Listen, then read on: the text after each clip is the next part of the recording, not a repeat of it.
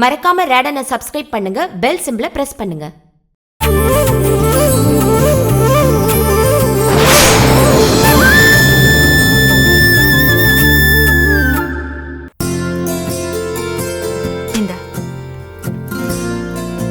அம்மா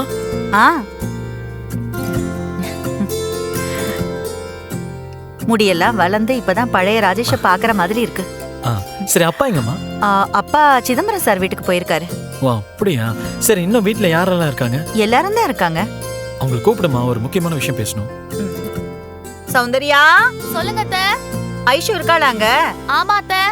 சரி, அவளையும் உங்க அப்பாவையும் இங்க வர சொல்லு. இதோ வரேன் அத்தை. என்னடா?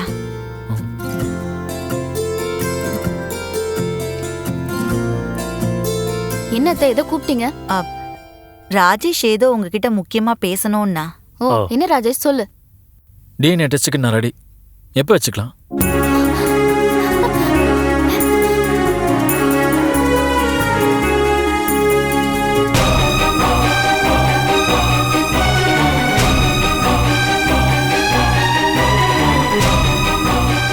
டேய், என்னடா அது?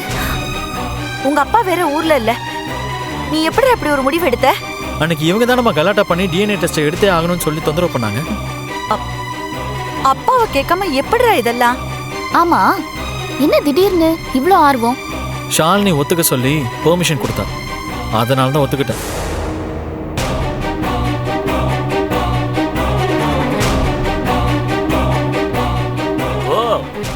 அப்ப அனுமதி அங்கிருந்து வருதோ? எங்கிருந்து வந்தா என்ன மாமா? டெஸ்ட்டுக்கு நான் ரெடி. அவ யாரு உங்களுக்கு டெஸ்ட்டுக்கு ஒத்துக்க சொல்றதுக்கு? அதானே, அவ என்ன பெரிய இவளா? அவ சொன்னாலாம் இவர் ஒத்துக்குறாராம். அப்படின்னா அவ சொன்னா நீ டிஎன்ஏ டெஸ்ட்டுக்கு ஒத்துக்கோ, நான் உன்னை முழுசா நம்புறேன்.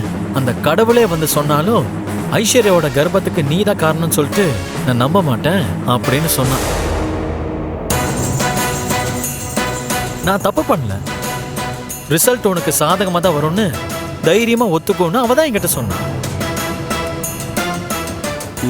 இதுக்கு நீங்க சொல்லாமே இருந்திருக்கலாம். சொன்னா என்ன தப்பு மாமா? உங்களுக்கு தேவை டிஎன்ஏ டெஸ்ட், அவ்வளவுதானே? டேய், என்னடா இது? எனக்கு ரொம்ப பயமா இருக்கு. அம்மா, நீ ஏம்மா பயப்படுற? என் மடியில எந்த கணமும் இல்ல. நான் நிச்சயமா தப்பு பண்ணல.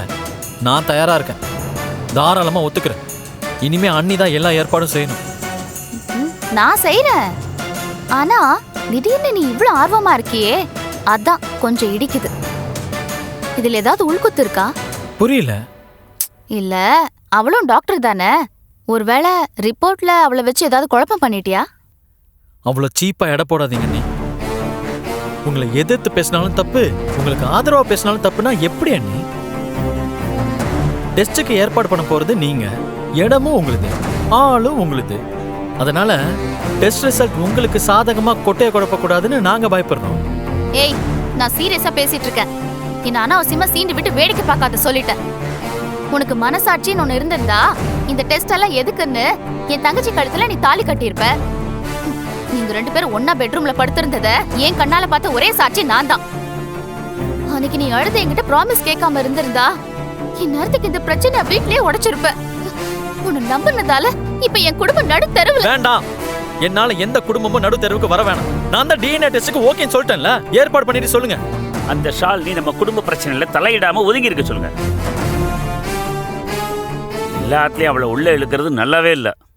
அது முடியாது மாமா. நீங்க எல்லாருமே ஐஸ்வர்யா கர்ப்பத்துக்கு நான் தான் காரணம்னு சொல்லி சந்தேகப்படுறப்போ என்ன நம்புற ஒரே ஜீவன் அவ மட்டும்தான். அவளை எப்படி மாமா நான் நம்பாம இருக்க முடியும்?